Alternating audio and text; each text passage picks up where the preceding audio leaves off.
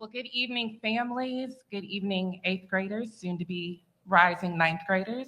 My name is Maya Robinson. I am the executive director for the Soulsville Charter School, and it is my esteemed pleasure to introduce our keynote alumni speaker for this evening, Mr. Kyler Gilkey.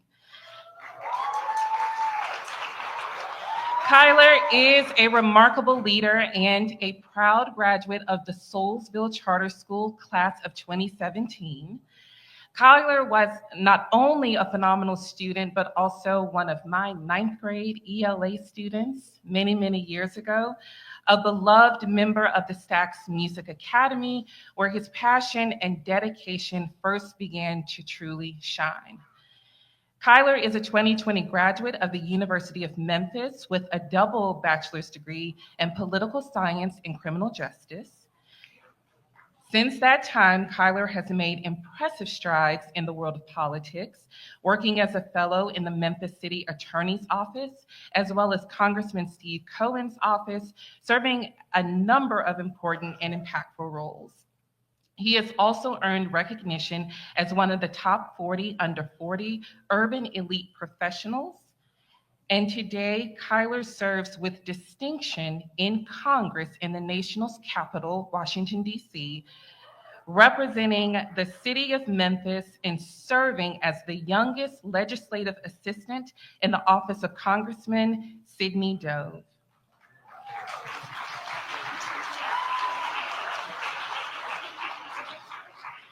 Kyler's unwavering commitment to creating opportunities for young people is evident in his tireless efforts to open doors for interns, helping them gain the experience and knowledge they need to succeed.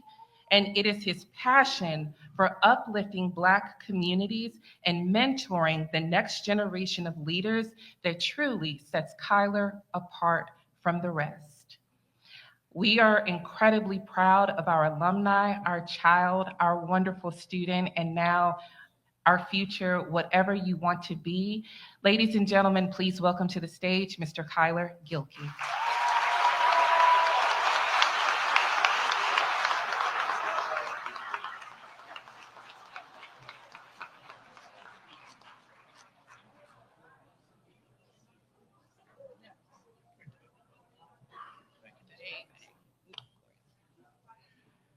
Good afternoon, everyone. How are you all?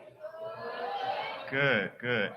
Well, I want to first by just acknowledging that we are in a house of worship. So I want to thank Metropolitan Baptist Church and Reverend Dr. Michael Moore for allowing us to be here today.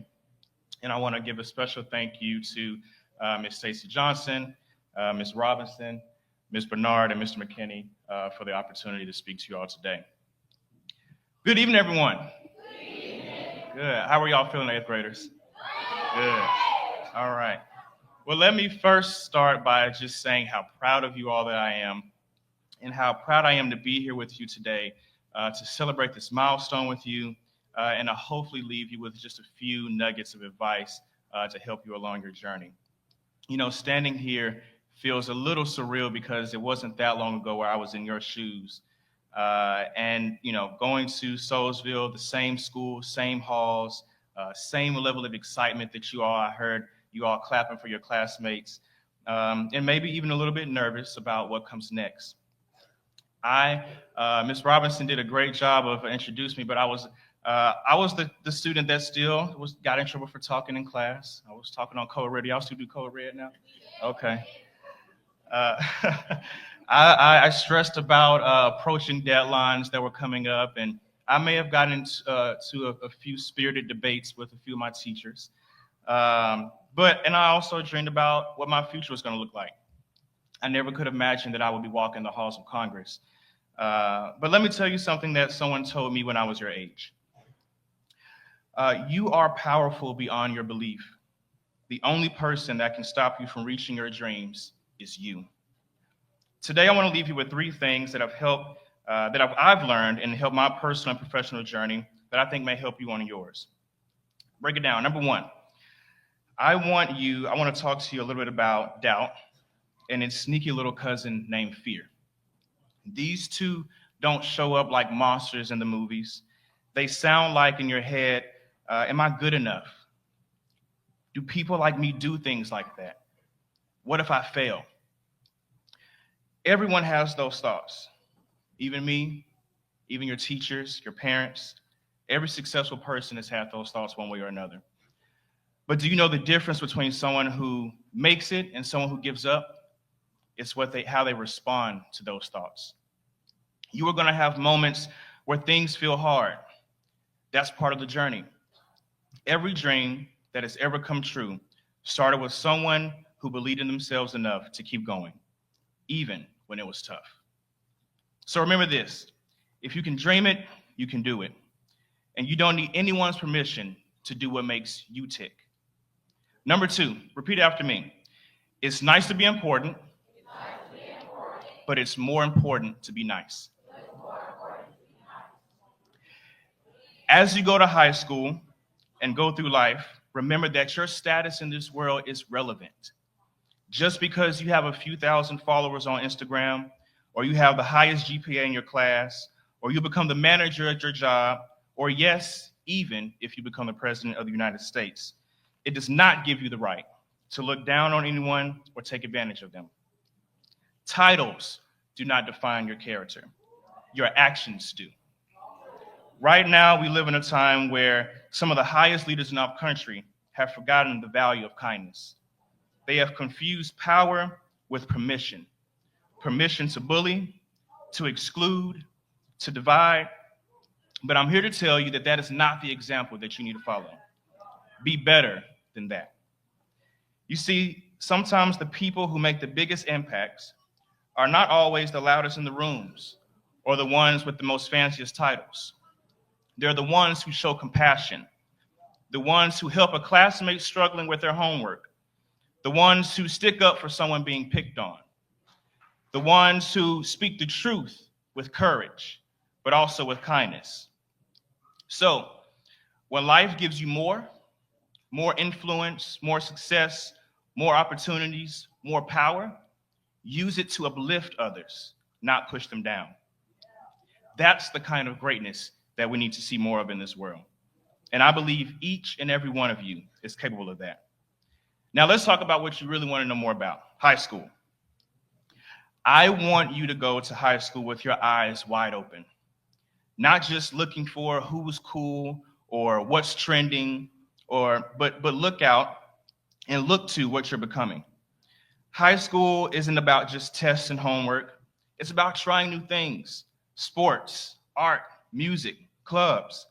It's about discovering talents and skills you didn't even know you had. Use this time to explore. Be curious. Take your time. There's nothing in the rule book that says you have to have it all figured out right now. And while you're figuring things out, take a look around you. Look to your left and right. Right now. Look to your left and right. These are your classmates. Yes, they can be your friends, but even more importantly, I want you all to be each other's accountability partners. Which brings me to my final point. You don't need yes men or women in your life. People who will only tell you what you want to hear. You need people who are going to care about you enough to tell you the truth, the hard truth, the necessary truth. To say, hey man, that's not like you. To say, you are better than that. To say, maybe think about it like this. Get people in your circle that care about you and care about you enough to be real with you. Get a mentor, someone who has some real life experience who can give you solid advice while also allowing you to try, stumble, and get back up on your own. High school is going to go by fast. It's been 8 or 9 years for myself. So be present. Don't rush through it. Try new things and use this time to build strong, real relationships with your peers, your teachers, and your mentors. Because you never know who's going to open a door for you or who's going to walk through one with you. It's okay not to know everything right now.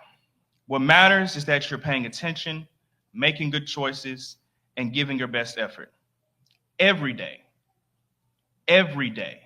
is a chance to do better, to grow, and to become. So, As you leave middle school and step into this exciting new chapter, I want you to remember the three things that we just talked about. You are the author of your story. Don't let cousins' doubt and fear creep in. Be nice to people. Kindness and compassion will take you very far in this world. Surround yourself with people who want to see you win, and do not be afraid to be that same person for others. You have what it takes. I believe in you. And more importantly, the people in this room who are here cheering you on and supporting you believe in you. Not just because of what you've done, but because of who you are and who you are becoming. So go out there, dream big, work hard, stay true to yourself, and never let anyone forget you belong in every room that you're about to walk into.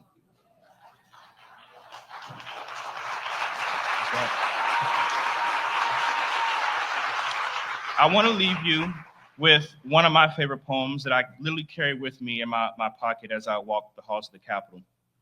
It's a poem by Dr. Benjamin Elijah Mays, a man who has been credited with being the intellectual father of Dr. Martin Luther King and the entire civil rights movement.